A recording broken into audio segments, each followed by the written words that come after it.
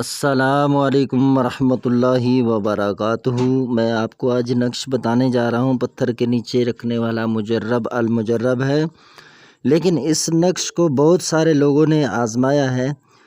کس سے آزمایا ہے؟ اس کو لکھا ہے پین سے، قلم سے لکھا ہے، تو اس لیے اس کے اندر کوئی رزلٹ نہیں ہے۔ میں نے خود اس کو پین کے ساتھ بہت مرتبہ لکھا ہے، قلم کے ساتھ، یہ کوئی اثر رزلٹ نہیں دکھاتا، تاکہ میں اس سے مایوس تھا۔ لیکن اس کو میں نے بہت ساری کتابوں میں دیکھا، لیکن جب اس کو مشک و زعفران سے بنایا تو پھر اس کے اندر ایک رزلٹ کا جو اثر ہے وہ کچھ اور ہی ہے۔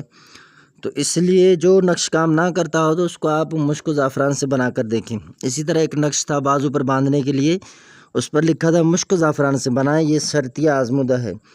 تو وہ بہت ساری آیات کا مجموعہ تھا، لیکن اس کو ایسے ہم نے استعمال کیا، کام نہیں کر رہا تھا۔ جب مشک و زعفران سے بنایا تو اس کی جو خاصیت ہے وہ ایک الگ چیز ہے۔ تو اس کو آپ یہ دیکھ لیں، یہ 951، 952، 953، 54، 56، 57، 58، 59، 60، 61، 62، 63، 64، 65، 966، 967۔